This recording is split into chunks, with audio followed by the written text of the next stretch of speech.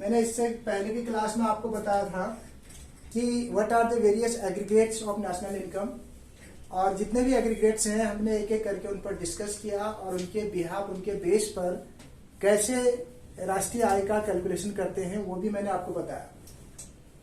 लेकिन आज हम particularly measurement of national income पर डिस्कस करेंगे। Measurement of national income can be done with the help of three methods. One is value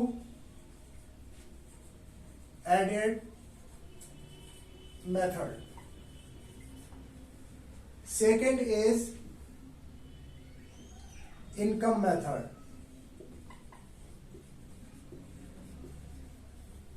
And third is expenditure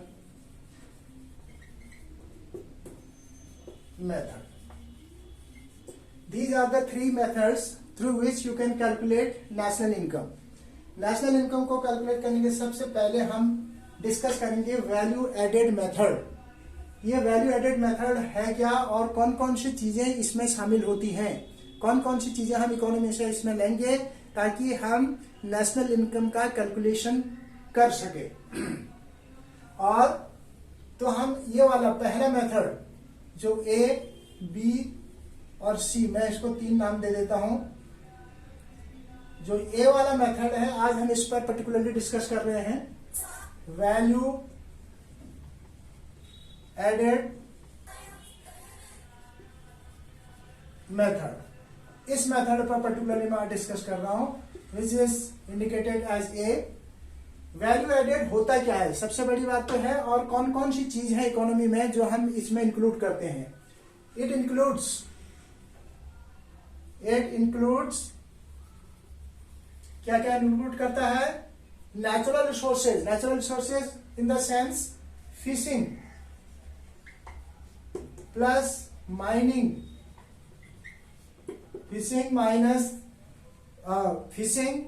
mining, forestry plus agriculture etc. These are the various resources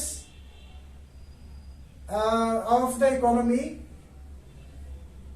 through which we can calculate value added method.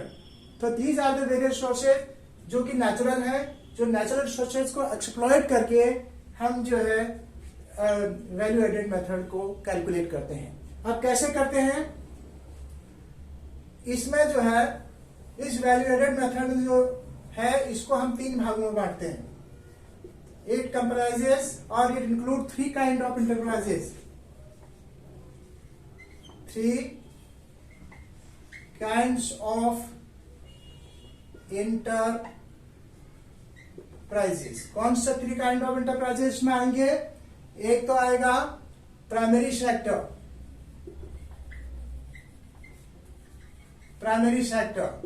then secondary sector,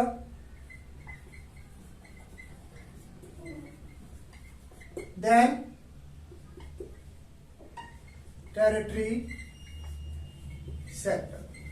ये 3 sector को हम इसमें study करते हैं, include करते हैं।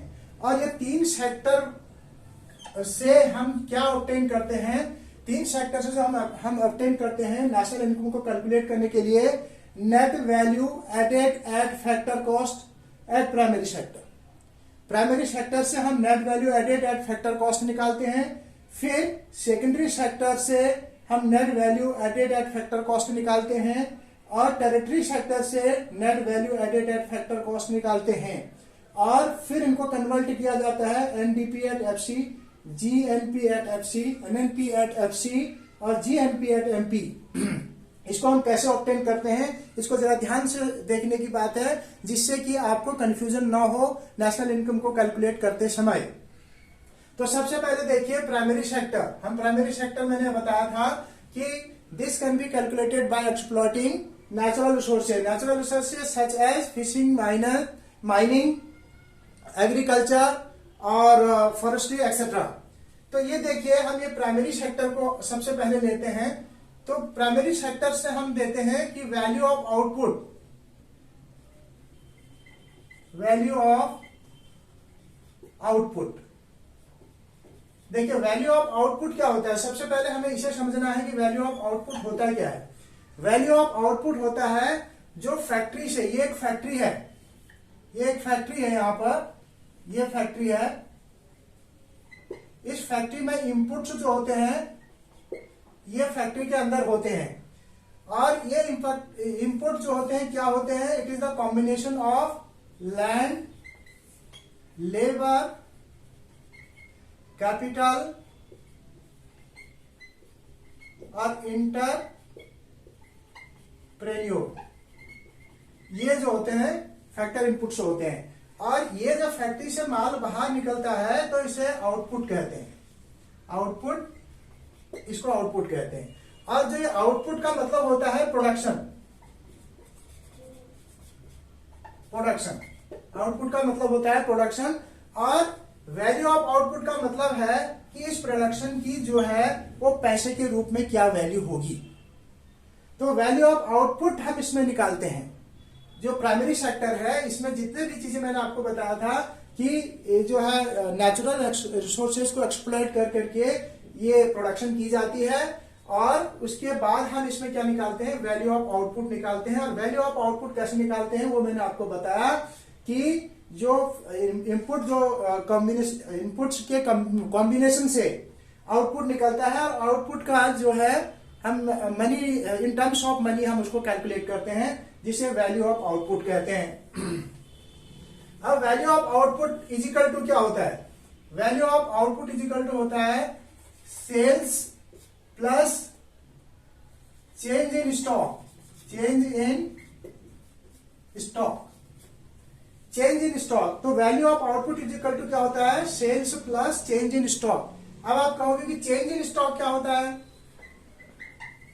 Change in stock is equal to होता है closing stock minus opening stock. ये जो स्टॉक होता है इसे कहते हैं चेंज इन स्टॉक। अर्थात आप ओपनिंग, इसका क्या मतलब है, बहुत सारे लोग इसका मतलब नहीं समझ पाते होंगे कि ओपनिंग स्टॉक या क्लोजिंग स्टॉक क्या है। देखिए हमारे पास फाइनेंशियल ईयर होता है, फाइनेंशियल ईयर, फाइनेंशियल ईयर होता है इकोनॉमिक्स की दृष्टि से आप देखेंगे कि फाइनेंशियल ईयर इंडिया का 1 अप्रैल टू 31 मार्च, ये हमारा फाइनेंशियल ईयर होता है इंडिया में। हालांकि आप इसको जनवरी से भी मान सकते हैं, जनवरी से लेकर के 1 जनवरी से लेकर के 31 दिसंबर तक भी बना सकते हैं। किसी भी देश में फाइनेंशियल ईयर कुछ भी बनाया जा सकता है और कुछ भी लिया जा सकता है। तो हमारे यहाँ, हमारे देश में अधिकतर फाइनेंशियल ईयर जो है वो 1 अप्रैल से लेकर के 31 मार्च तक का लिया जाता है। तो आप देखना यह है कि ओपनिंग स्टॉक क्या होता है, जो हमारे जो बिगिनिंग ऑफ द ईयर जो हमारे पास स्टॉक है उसे ओपनिंग स्टॉक कहेंगे, और जो एंड ऑफ द ईयर 31 मार्च को जो हमारे पास स्टॉक होगा वो क्लोजिंग स्टॉक होगा। और क्लोजिंग स्टॉक में से ओपनिंग स्टॉक को माइनस करेंगे तो आपका चेंज इन स्टॉक आ जाएगा। ये बात आपको समझ में आ गई साथियों। इस तरह से हम क्या करते हैं, चेंज इन स्टॉक को कैलकुलेट कर लेते हैं। अब आपको ये बात समझ में आ गई होगी, मैं अब इसको साफ कर रहा हूं। अब क्या करते हैं, वैल्यू ऑफ आउटपुट। अब हम देखिए वैल्यू ऑफ आउटपुट से हम क्या निकालते हैं, gross value of value added, gross value added at MP, at MP. Gross value added MP मतलब कि जो ये वैल्यू ऑफ आउटपुट है ये gross value added at MP, इसमें क्या हुआ है, ये तो ग्रॉस वैल्यू एडेड, मतलब एडेड का मतलब क्या होता है, तो gross value added is equal to होगा sales plus change in stock, stock minus intermediate goods, intermediate goods. देखिए अब मैंने यहां कहा था कि gross value added at MP क्या होता है, value of output is equal to sales in change in stock, ये तो बनाता है वैल्यू ऑफ आउटपुट। अगर हम देखें कि gross value added at MP क्या होता है मार्केट प्राइस पर, तो जब हम मार्केट प्राइस प्राइस पर कोई चीज कोई सामान को प्रोडक्ट को बेचते हैं तो उसका sale value plus change in stock जो हुआ, और इंटरमीडिएट गुड्स से क्या होता है इस पर डिस्कस करना पड़ेगा हमें, क्योंकि ये दो चीजें तो हमें पता होगी कि ये तो सेल होगी और ये चेंज इन स्टॉक होगी जो हम डिस्कस कर चुके हैं। अब हमें पर्टिकुलरली इस पॉइंट पर यहाँ डिस्कस करना है कि इंटरमीडिएट गुड्स होते क्या है। तो पहले हम इसी पर डिस्कस कर लें।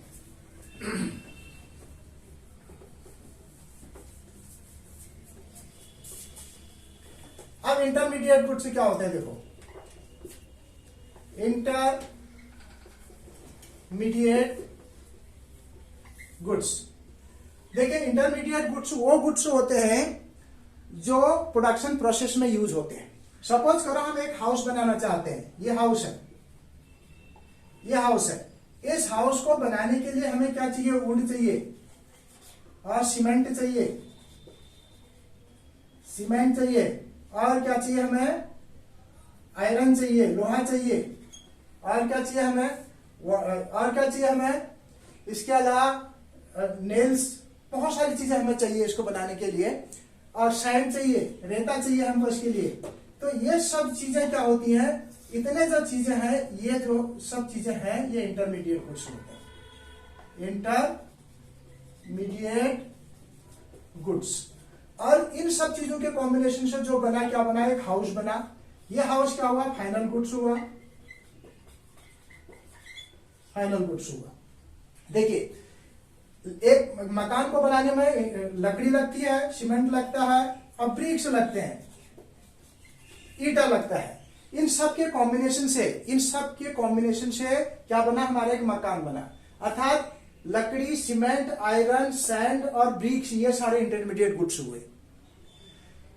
जब नेशनल इनकम का कैलकुलेशन करते हैं तो उस समय इंटरमीडिएट गुड्स को माइनस कर दिया जाता है, जो कि मैंने अभी फार्मूले में करके दिखाया और फिर करके दिखाऊंगा। इंटरमीडिएट गुड्स की वैल्यू को नहीं लिया जाता है, बल्कि फाइनल गुड्स को लिया जाता है। अर्थात इन सब चीजों की वैल्यू को नहीं लिया जाएगा, केवल जो हाउस की वैल्यू होगी, सपोज करो इस हाउस की वैल्यू जो है 50 लाख है।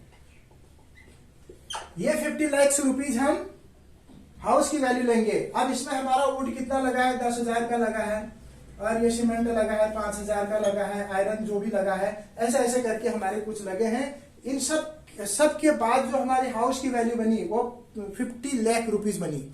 वो 50 लाख रुपीज को हम नेशनल इनकम के कैलकुलेशन पर लेंगे। अगर सपोज आप कहेंगे सर कि हम इंटरमीडिएट गुड्स को क्यों नहीं लेंगे, क्योंकि हम इंटरमीडिएट गुड्स को इसलिए नहीं लेंगे, अगर हम 10,000 ये भी लगा लें कि हमारा सीमेंट इतना लगा, और ये भी लेंगे, और ये 50,000 ये भी लेंगे, क्योंकि ये तो सब इसमें ऐड हुआ है। और अगर हम इसकी वैल्यू लगाते हैं फिर कहेंगे हमारी लकड़ी इतनी लगी है, सीमेंट इतना लगा है, तो ये डबल केस हो जाएगा, डबल एंट्री का केस हो जाएगा।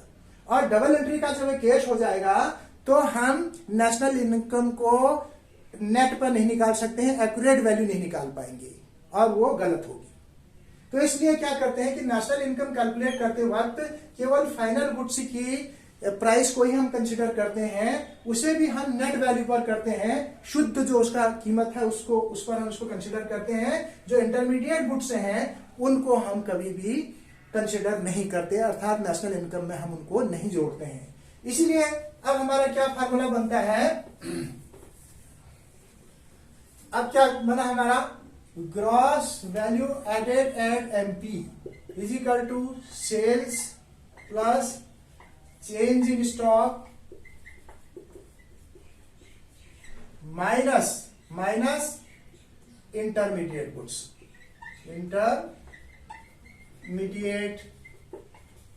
गुड्स। ये जो हमारे इंटरमीडिएट गुड्स है इसमें हम माइनस कर देंगे sales plus change in stock, और इंटरमीडिएट गुड्स को अगर हम इसमें माइनस कर देंगे तो हमारी gross value added at MP आ जाएगी और मार्केट प्राइस पे आ जाएगी। लेकिन सवाल यह है कि हमने जो टेरिटरी सेक्टर है वो हमने लाना है net value added at factor cost, ये हमें ऑब्टेन करना है, क्योंकि हमें एक्यूरेट और नेट वैल्यू पर नेशनल इनकम मेजर करने के लिए net value added at factor cost in primary sector हमें चाहिए, उसको हमने ऑब्टेन करना है। देखो हम कैसे ऑब्टेन कर सकते हैं। अब देखिए, अब हमें ये निकालना है, क्या निकालना है, net value added at factor cost हमें चाहिए। देखिए हमने इससे पहले क्या निकाला, ग्रॉस वैल्यू एडेड एमपी निकाला है, तो gross value added at MP, इसमें से ग्रॉस से अगर हम नेट बनाते हैं तो डेप्रिसिएशन माइनस हो जाएगा, ये डेप्रिसिएशन आपका माइनस हो गया, जो मैं पहले भी समझा चुका हूं आपको। और वी कॉमन है, ए और ए कॉमन है। एमपी से अगर मार्केट प्राइस से अगर हम फैक्टर कॉस्ट पर इसको लाना चाहते हैं, कन्वर्ट करना चाहते हैं, चेंज करना चाहते हैं, तो इसमें से एनआईटी माइनस हो जाएगा, नेट इनडायरेक्ट टैक्सेस। एनआईटी का मतलब होता है नेट इनडायरेक्ट टैक्सेस, जो कि मैं पहले डिस्कस आपके साथ कर चुका हूं पहले वाली क्लास में। तो क्या हो गया, net value added at FC is equal to क्या हो जाएगा, gross value added at market price minus क्या हो जाएगा, minus intermediate goods minus NIT. ये कैलकुलेट करने से हमारा क्या हो जाएगा, net value at factor cost आ गया, ये प्राइमरी सेक्टर पर। इतनी बात आपको समझ में आ गई। अब इसी तरह से हम जो है सेकेंडरी सेक्टर में भी इस तरह से होगा। सेकेंडरी सेक्टर का मतलब क्या होता है, सेकेंडरी सेक्टर में क्या क्या चीजें होती हैं। सेकेंडरी सेक्टर में आता है बिजनेस। अब सेकेंडरी सेक्टर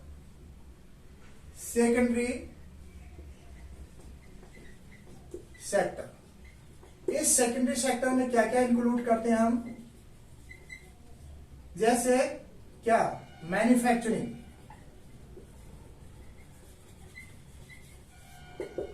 और क्या कहते हैं, बिजनेस,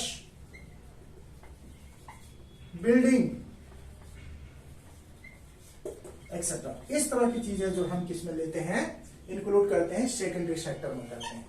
अब सेकेंडरी सेक्टर में भी हमें क्या निकाला होता है, net value added at factor cost in secondary sector at secondary sector. तो हम कैसे निकाल सकते हैं इसको, इनकी वैल्यू, इनका भी हम क्या करेंगे,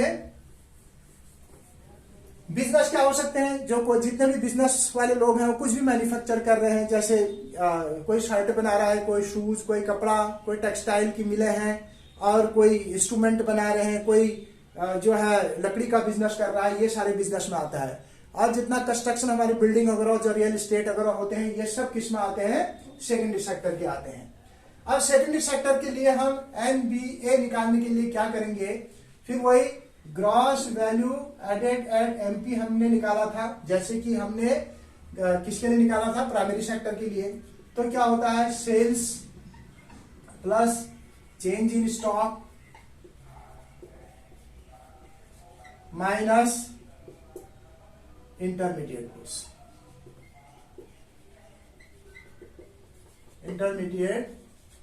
गुड्स, ये निकाल लिया हमने। अब देखिए इसमें से भी हमने क्या करना है, अब हमें चाहिए क्या, हमें क्या चाहिए, इतने चीजों में से अब हमें निकालना है क्या, net value added at FC निकालना है हमें। तो इसके लिए हम क्या करेंगे, gross value added at MP में से कौन सी ऐसी चीज है कि ये net value added at FC बन जाएगा, किस पर, सेकेंडरी सेक्टर के लिए। तो ये सेकेंडरी सेक्टर के लिए हम इसको निकाल रहे हैं। तो क्या करेंगे, ग्रॉस से नेट बनाएंगे तो डेप्रिसिएशन माइनस हो जाएगा, माइनस कर दिया। वी और वी कॉमन है, ए और ए कॉमन है, एमपी से एफसी बनाते हैं तो एनआईटी माइनस कर देंगे। और दूसरा भी मेथड भी है इसको ऑब्टेन करने के लिए। क्या मेथड है दूसरा, हम क्या करेंगे, N A F C is equal to क्या हो जाएगा, sales plus change in stock minus intermediate goods,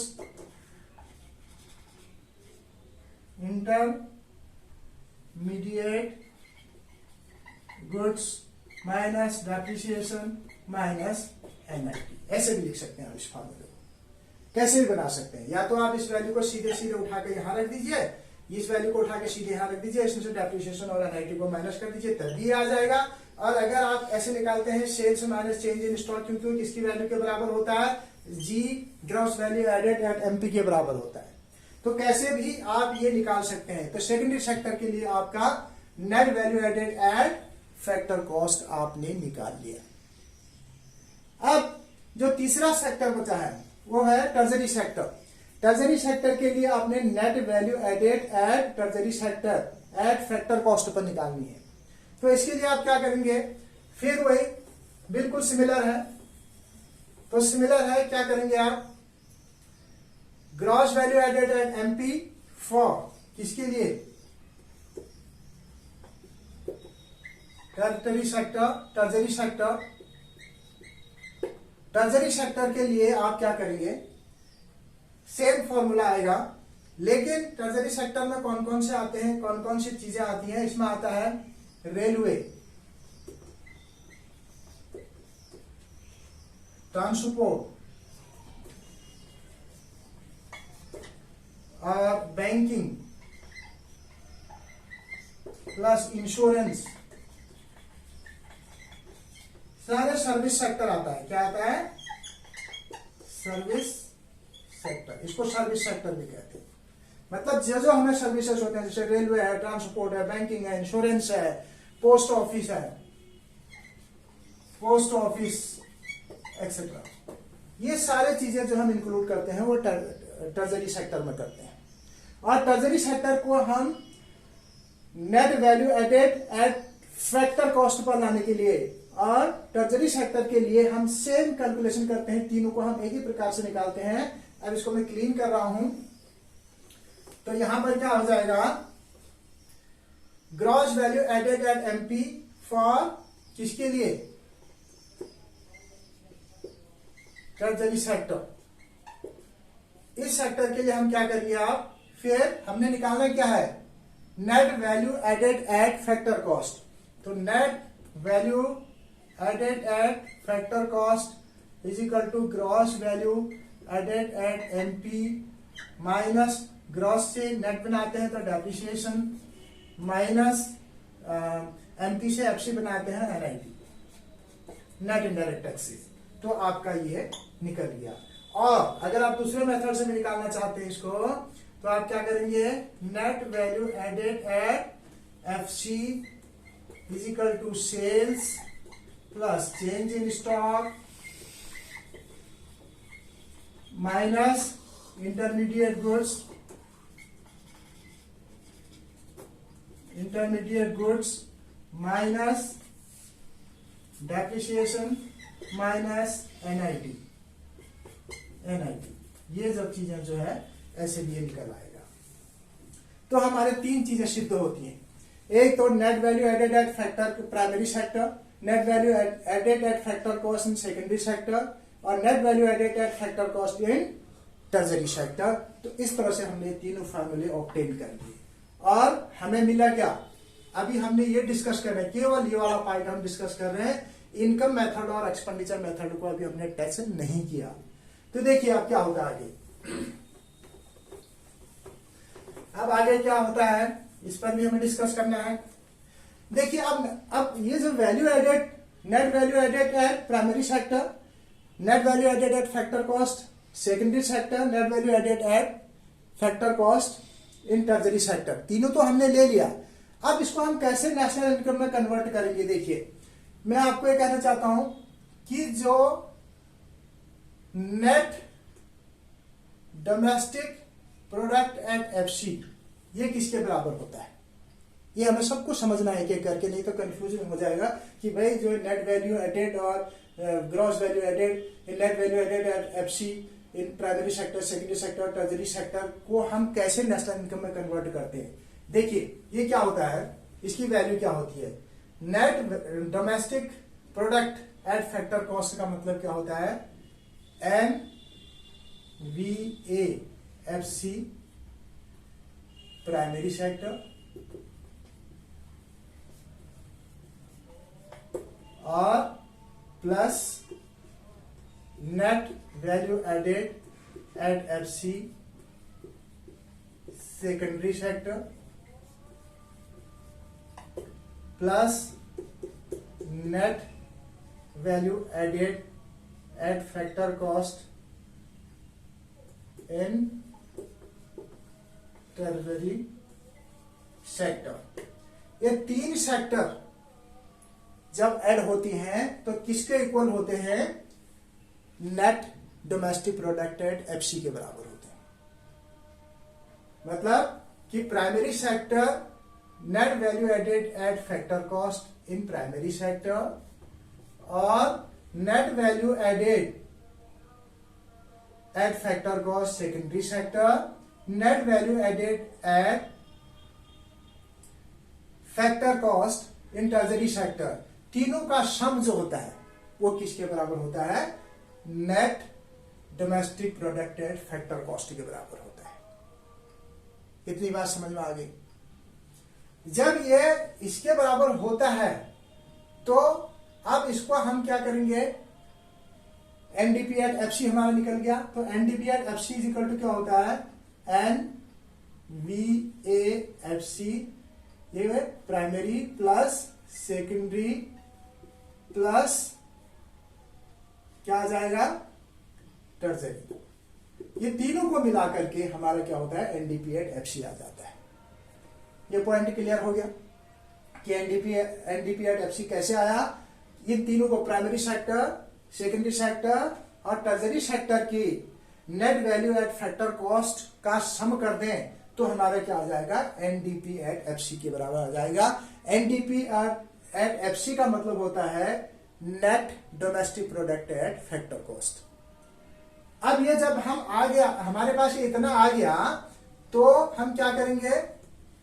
N D P at factor cost is equal to N V A at factor cost, जो कि तीनों के लिए है, जो इन तीनों का है, इन तीनों का है। ठीक है। अब देखिए ये आ गया। अब कौन सी चीज ऐसी है, अब कौन सी चीज ऐसी है कि इसको अब नेशनल में हमने कन्वर्ट करना है। इसको हमने किस में कन्वर्ट करना है? नेशनल। तो नेशनल में कन्वर्ट करने के लिए हम क्या करेंगे? N N P at F C, इसको हम नेशनल इनकम पर बनाना चाह रहे हैं। तो कौन सी ऐसी चीज है जो कि हम नेट वैल्यू, यहां पर हम लिखेंगे N D P at F C, ये हमारे पास वैल्यू है, क्योंकि net value added at F C की वैल्यू क्या है? N D P at F C है, और इसको हम कन्वर्ट करना चाह रहे हैं N N P at F C. तो N D P at F C हमारे पास दिया हुआ है, तो आप दोनों में कॉमन देखिए, ये एन और ये एन कॉमन है, ये डोमेस्टिक है, ये नेशनल है। जब डोमेस्टिक से नेशनल बनाते हैं तो हम इसमें क्या ऐड करते हैं? Net factor income from abroad, ये हम इसमें ऐड करेंगे तो डी और एन की वैल्यू इक्वल हो जाएगी, और पी कॉमन है और एफ कॉमन है। तो इतना करने से क्या बन गया? ये एनएनपी एट एफसी बन गया। मतलब कहने का मतलब है कि सबसे पहले हमने क्या किया?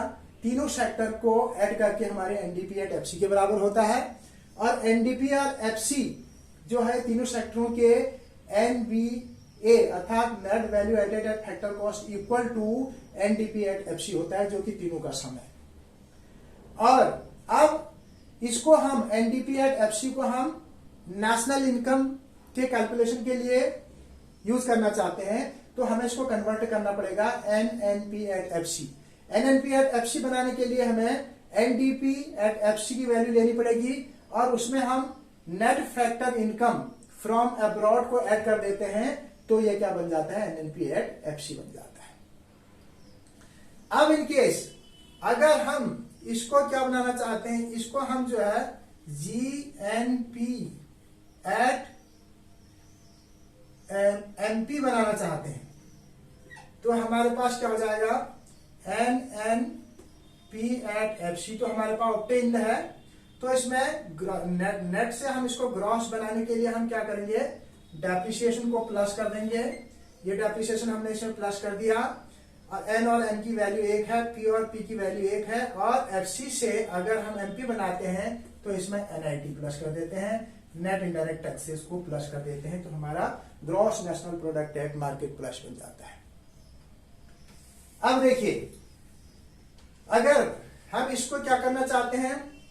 Gross national product at FC लाना चाहते हैं, इसको फैक्टर कॉस्ट पर लाना चाहते हैं, तो हमारे पास एनएनपी एट एफसी है।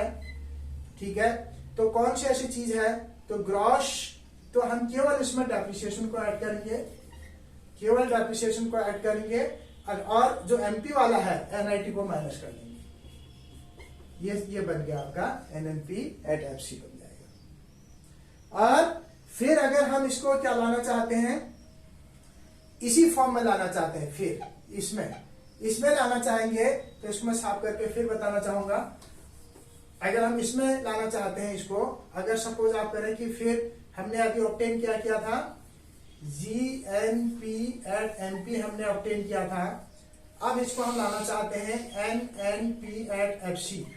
तो हम ये GNP एट MP को कैसे हम जो है NNP एट FC पर लाएंगे, कैसे लाएंगे?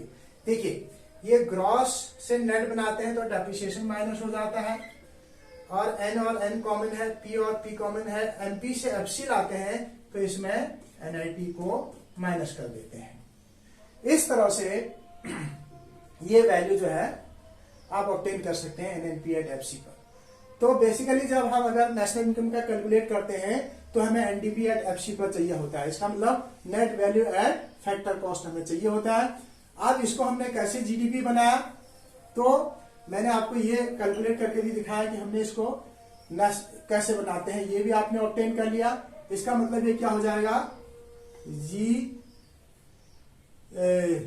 Gross value added at factor cost के बराबर ये हो गया, और ये हो जाएगा net value added at factor cost के बराबर ये हो गया, और ये हो जाएगा ग्रॉस वैल्यू। ये देखिए, ये मैंने सारे वैल्यू आपको यहां पर बता दी एक एक करके। अगर मैं यहां लिखूंगा थोड़ा सा इसमें आप कंफ्यूज कर सकते हैं, इसलिए मैंने आपको ये ब्रीफ पूरा ये डिस्कस करके यहां पर बता दिया कि हमने कैसे कैसे ऑब्टेन किए, जो कि आपने देख लिया और प्रूफ भी हो गया। तो अब इस पर जो है मैं न्यूमेरिकल लगाना चाहूंगा। जो मेजरमेंट ऑफ नेशनल इनकम है विद वैल्यू एडेड मेथड, इसके लिए मैं कुछ क्वेश्चन आपके साथ डिस्कस करना चाहता हूं, जो क्वेश्चन मैं यहां पर लिखूंगा।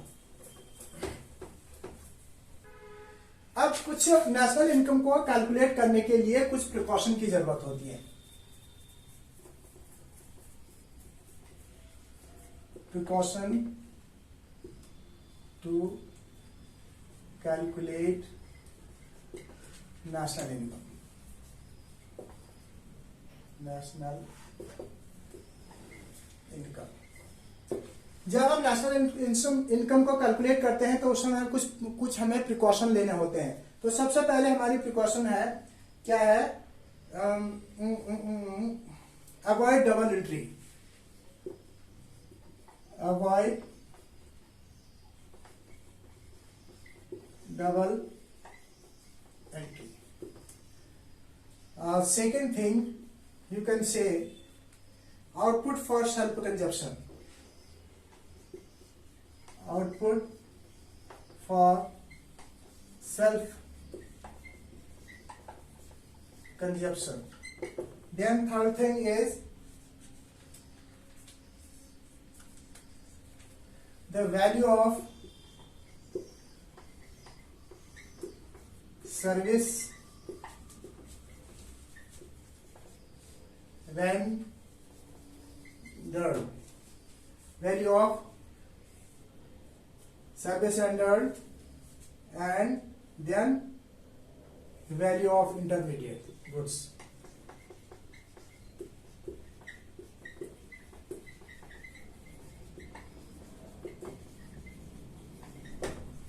देखिए, अब जब हम नेशनल इनकम का कैलकुलेशन करते हैं तो हमें कुछ प्रिकॉशंस हमने यहाँ पर अपनाने होते हैं। अगर इन प्रिकॉशंस को हम नहीं अपनाएंगे तो हमारा कैलकुलेशन ऑफ नेशनल इनकम सही नहीं आएगी। तो सबसे पहले मैंने आपको बताया avoid double entry. Double entry का मैंने आपको केस बताया था कि होता क्या है कि जब हम सपोज करो एक फर्म है, ये फैक्ट्री है और इसमें हमने ये शुगर की फैक्ट्री है, और इस शुगर को प्रोड्यूस करने के लिए हमने क्या यूज किया, शुगर कैन यूज किया। ये शुगर कैन जो है इंटरमीडिएट गुड्स में आता है। किस में आता है? इंटरमीडिएट गुड्स, क्योंकि इसको यूज करने के बाद क्या बनी, हमारी शुगर बनी, ये शुगर हमारी प्रोडक्ट बन गई। ये प्रोडक्ट बना। अब शुगर की जो मार्केट में पर केजी कीमत है, पर केजी, वो हमने लगा दिया ₹50, ये 50 लगा दिया। और इस शुगर जो इस पर शुगर यूज हुई है ये हमारी है ₹30, ये ₹30 है। जबकि इस 30 रुपीज के शुगर कन को यूज करने के बाद जो शुगर की मार्केट प्राइस है उसको हम कितने में बेच रहे हैं, 50 रुपीज में बेच रहे हैं। और ये मटेरियल हमने जो है यहां पर लगा लिया। अब जो ये 30 रुपीज है इसका मतलब इसमें इंक्लूडेड है। अगर हम ये करेंगे कि 50 प्लस 30 करेंगे तो ये क्या होगा, नेशनल इनकम रॉन्ग होगा। क्या होगा, रॉन्ग होगा। तो इसलिए हम क्या करते हैं, केवल शुगर की कीमत, तो ₹50 जो है हम इसकी जो कीमत होगी वो राइट होगी। अगर हम दोनों को ऐड कर देंगे तो ये कितना हो जाएगा, 50 प्लस 30, ये 80 रुपीज, ये रॉन्ग एंट्री होगी, इसको हम गलत कहेंगे, ये डबल एंट्री का केस आ जाएगा।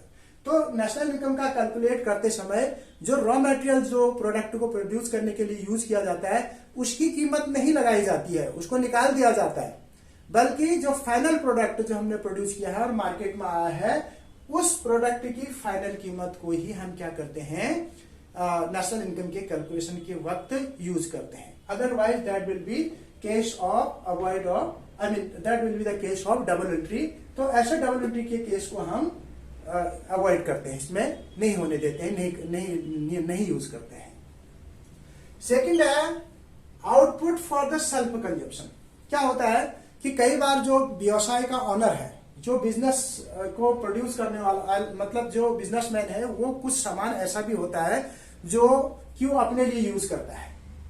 तो ऐसे वक्त पर बिजनेसमैन को क्या करना चाहिए कि जो सामान उसने खुद के लिए यूज किया है उसकी भी जो है वैल्यू एस्टिमेट करना चाहिए। उसे कहते हैं सेल्फ कंजप्शन। मतलब कि अगर मैं एक बिजनेसमैन हूं और मैं एक प्रोडक्ट को जो मैंने प्रोड्यूस किया अपनी फर्म से और जितना मैं प्रोडक्ट यूज कर रहा हूं तो उस वैल्यू को भी मैंने एस्टिमेशन ऑफ नेशनल इनकम में ऐड करना चाहिए। तीसरा आपका पॉइंट आता है कि the value of service rendered. Value of service rendered का मतलब क्या होता है कि जितना भी जो हम प्रोडक्ट को प्रोड्यूस करते हैं उसमें हमने जो सर्विसेज दी हुई है, और सपोज करो कि कोई सेकेंड हैंड गुड्स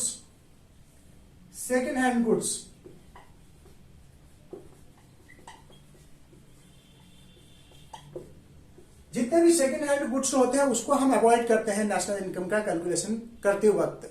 लेकिन अगर जो सेकेंड हैंड एक कार है हमारी, तो उस कार को हम जो है यूज नेशनल इनकम के कैलकुलेशन में नहीं लगाएंगे। क्यों? क्योंकि उसकी फाइनल कीमत पहले लग चुकी है जब वो प्रोड्यूस हुआ होगा। अगर हम उस कार को मार्केट में बेचते हैं तो उसको नेशनल इनकम में कैलकुलेट नहीं करते हैं क्योंकि वो सेकेंड टाइम बिक चुकी है। लेकिन जो कार को बेचने में कमीशन एजेंट है, उस कमीशन एजेंट की जो कमीशन होगा वो कमीशन जो है उसके सर्विसेज को हम इसमें ऐड करेंगे करंट इनकम में, या नेशनल इनकम के करंट ईयर में हम उसको ऐड करेंगे। अब तीसरी बात है value of intermediate goods. Value of intermediate goods मैंने आपको पहले ही बताया कि दोबारा इस पॉइंट को मैं डिस्कस करना चाहता हूं। जैसे हमने एक हाउस बनाया, एक घर बनाया, उस घर में हम कंक्रीट, सीमेंट, आयरन और जो है लकड़ी और भी बहुत सारी चीजें हम उसमें यूज करते हैं। तो मकान का जो फाइनल कीमत है उसी को हम जो है नेशनल इनकम के कैलकुलेशन के लिए यूज करेंगे, और जो उसमें बीच में बनाने में जो सामान लगा है उसको हम यूज नहीं करेंगे। अगर हम यूज करते हैं तो डबल एंट्री का केस हो जाता है। इसलिए इंटरमीडिएट गुड्स को हम नेशनल इनकम के कैलकुलेशन के वक्त यूज नहीं करते हैं। अब देखिए इसके बेस पर हम कुछ न्यूमेरिकल कैलकुलेट करेंगे। देखिए अब हम न्यूमेरिकल पोर्शन पर आते हैं। Numericals by value added method. इसमें एक डेटा दिया, एक क्वेश्चन दिया है, calculate the value added by firm X from the following data. ये डाटा दिया हुआ है, इस डाटा से हमें जो है वैल्यू एडेड मेथड से नेशनल इनकम का कैलकुलेट करना है, जो कि वैल्यू एडेड यहां पर लिखा हुआ है, वैल्यू एडेड बाय फर्म। तो क्या होता है, यहां पर जो है सेल्स दी है इन crores, 600 crores, purchase of raw materials 200 crores, import of raw materials 100 crore, import of machines 200 crore, closing stock 40 crore, opening stock 10 crore. This is the data given. तो value of output is equal to क्या होता है, जैसे मैंने आपको बताया अभी, value added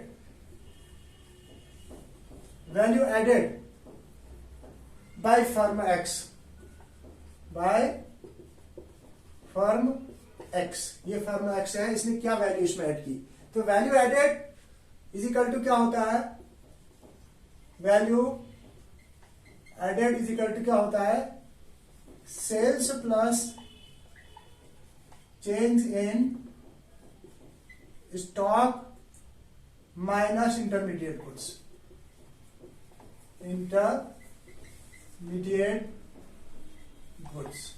ये फार्मूला होता है। देखिए अब वैल्यू एडेड क्या हुआ, फर्म एक्स का जो वैल्यू एडेड है उसने क्या सेल किया है, और इंटरमीडिएट गुड्स को sales plus change in stock को ऐड करने के बाद, इंटरमीडिएट गुड्स को माइनस करने के बाद जो बचेगा वो उनकी वैल्यू एडेड होगी। तो इसके लिए हम ये डेटा को फॉलो करते हैं। तो सेल्स की वैल्यू क्या दी हुई है, सेल्स की वैल्यू आपकी दी है 600 crore rupees.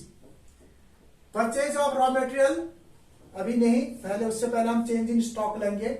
Change in stock is equal to क्या होता है, closing stock minus opening stock, ये चीजें होती है। तो क्या करेंगे हम, 600 प्लस क्लोजिंग स्टॉक क्या है इनका, क्लोजिंग स्टॉक इनका है 40 माइनस 10, ये ओपनिंग स्टॉक है, और माइनस अब क्या बचा, माइनस इनका बचा इंटरमीडिएट गुड्स। तो इंटरमीडिएट गुड्स कौन सा है, परचेज ऑफ रॉ मटेरियल जो होगा वो इंटरमीडिएट गुड्स होगा, क्योंकि हम इसको जो है प्रोडक्शन के लिए यूज कर सकते हैं। ये जो है ये इंटरमीडिएट गुड्स होगा, ये इंटरमीडिएट गुड्स होगा। ये इंटरमीडिएट गुड्स इनका क्या है, 200 करोड़ है।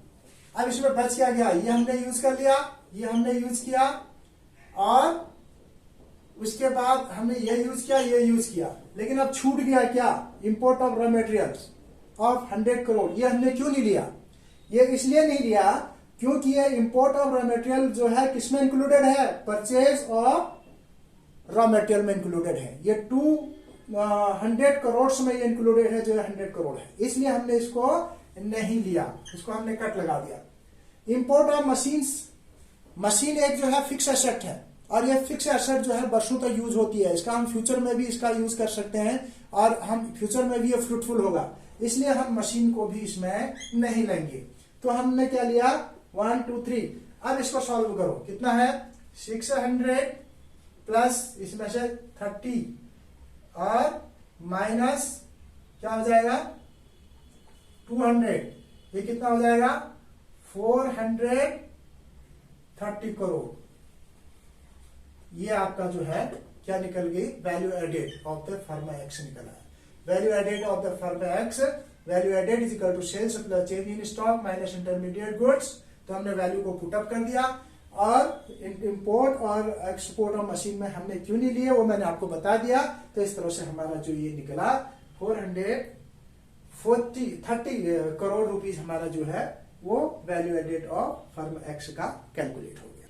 Here the question is calculate gross value added at market price. Gross value added at market price from the following data. इस डेटा से आप कैलकुलेट कर सकते हो। Intermediate cost which is given in the lakhs, intermediate cost 8, closing stock 5, sales 30, net indirect taxes 6, subsidy 1, depreciation 3, और opening stock is 4. On the basis of this, you have to calculate this gross value added at market price. It means gross value added at MP. This you have to obtain.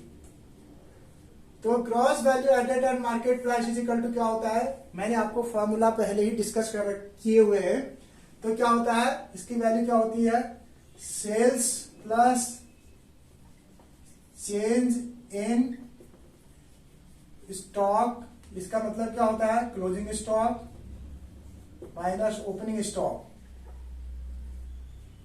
Opening stock, ये इसकी value निकालते हैं हम change in stock की। फिर उसके अलावा क्या होता है, minus intermediate goods, intermediate goods. आप देखिए gross value added at MP is equal to, अब इसकी वैल्यू पुट अप कर दीजिए। सेल्स की वैल्यू दी है 30 लिख दिया।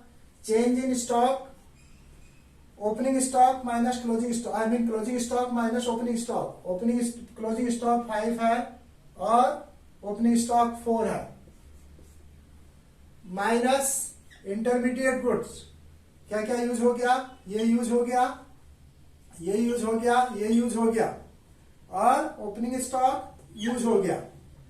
अब इसमें क्या निकालना है, फिर इंटरमीडिएट गुड्स, इंटरमीडिएट गुड्स कहां पर है, इंटरमीडिएट गुड्स ये आ रहा यूज 8, ये आपकी एज पर फॉर्मूला हमने जो वैल्यू पुटअप कर दी।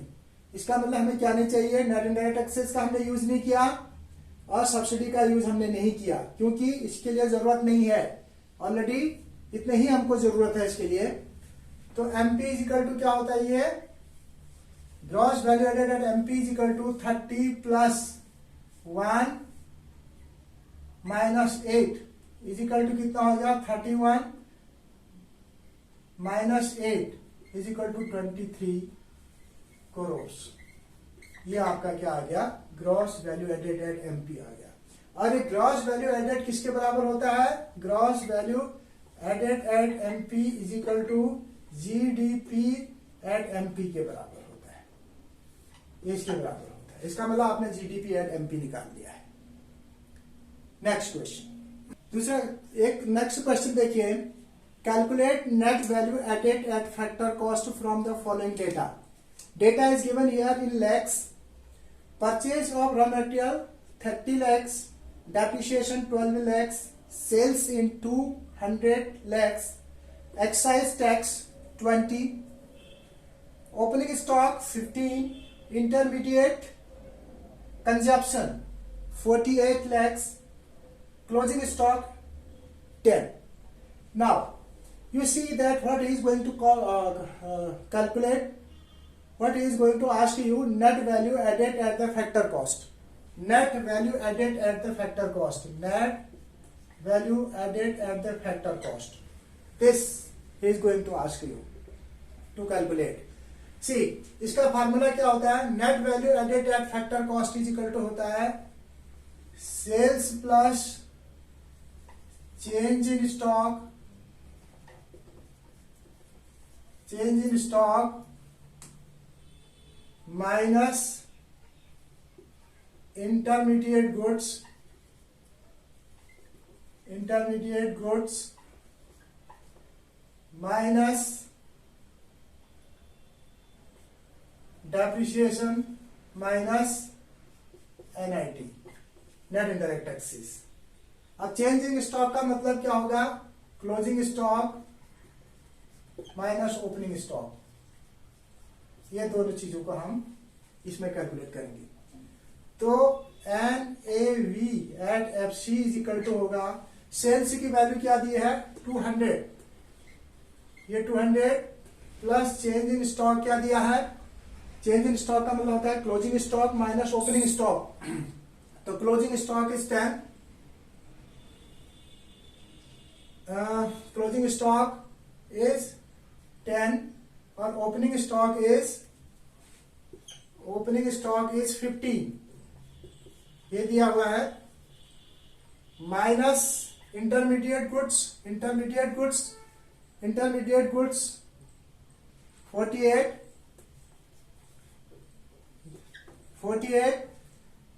और उसके बाद एनआईटी मींस क्या दिया है, जो एक्साइज टैक्स है ये नेट इनडायरेक्ट टैक्सेज आएगा, क्योंकि एक्साइज ड्यूटी जो होती है वो नेट इनडायरेक्ट टैक्सेज में आती है -20। ये आपके फार्मूले में हमने पुट अप कर दिया। एक्साइज ड्यूटी भी आ गई और डेप्रिसिएशन नहीं आए, डेप्रिसिएशन को भी हम माइनस करेंगे 12, ये डेप्रिसिएशन आ गया। अब देखिए लगभग सब आ गए। परचेज ऑफ रॉ मटेरियल क्यों नहीं आया, क्योंकि वो इंटरमीडिएट गुड्स में ऑलरेडी इंक्लूडेड है। तो आप देखिए इसको कैलकुलेट करिए, 200 इसमें से इसको माइनस करेंगे तो ये माइनस का 5 रह जाएगा, फिर -48 -20 -12 डेप्रिसिएशन को माइनस। अब माइनस माइनस की वैल्यू पे एक साथ ले लीजिए और प्लस प्लस की 1, तो 48 68 और 12 70 80 और 85 हो गया, -85। तो -85 को इसमें घटाएंगे, माइनस करेंगे तो क्या हो जाएगा, 115 lakhs रुपीज, 115 lakhs। इतना जो है आपका जो है net value added at factor cost आ गया। ऐसे हम इसको कैलकुलेट करेंगे। और ये किसके बराबर होता है, net value added at factor cost का मतलब होता है net domestic product at factor cost के बराबर। ये आपने निकाल दिया। ऐसे आप इसको कैलकुलेट करेंगे। Next question, net value added at market price कह रहे हैं। तो इसके लिए हमको सबसे पहले gross value added at market price निकालना पड़ेगा, क्योंकि इसलिए कि वैल्यू ऑफ आउटपुट दिया हुआ है और वैल्यू ऑफ आउटपुट को निकालने के लिए हमें क्या करना पड़ेगा, ग्रॉस वैल्यू निकालने के लिए हमें value of output 400 minus intermediate goods 200 इसमें से इसको माइनस करेंगे तो 200 रुपीज 200 lakhs। ये लैक्स जो है आपका क्या निकला, gross value added at market price निकला। अब जब ये निकल गया तो इसके बेस पर हम क्या निकाल सकते हैं, net value added at market price निकाल सकते हैं, net value added at market price. तो इसके लिए हमने क्या निकाला है, gross value added at MP हमारे पास पहले ऑब्टेन किया है हमने, जिसकी वैल्यू हमारे पास क्या है, 200 lakhs है। तो ग्रॉस से नेट बनाने के लिए इसमें डेप्रिसिएशन को माइनस करना पड़ेगा हमें, और वी कॉमन है, ए कॉमन है, केवल हमें इतना माइनस करना पड़ेगा। तो 200 करोड़ 200 lakhs हमारे पास आया है और डेप्रिसिएशन की वैल्यू हमारी क्या दी गई है, 20 दी हुई है, ये 20 दी हुई है और तो कुछ नहीं बचा इसमें। तो आप क्या करेंगे, आप इसमें से इसको माइनस करेंगे तो 180 रुपीज 180 lakhs, ये आपका आंसर है। तो इन सच वे आज मैंने आपके साथ पूरा डिस्कस किया कि न्यूमेरिकल मेथड कैसे हम न्यूमेरिकल को कैलकुलेट करते हैं वैल्यू एडेड मेथड से, और कैसे जो है 3 मेथड्स ऑफ नेशनल इनकम में जो वैल्यू एडेड मेथड है कैसे हम कैलकुलेट करते हैं, कैसे हम नेट वैल्यू और ग्रॉस वैल्यू से national income at market price और national income at factor cost पर बनाते हैं। ये सारा कुछ मैंने आपके साथ डिस्कस किया। नेक्स्ट क्लास में मैं इनकम मेथड आपके साथ डिस्कस करूंगा। तब तक के लिए धन्यवाद।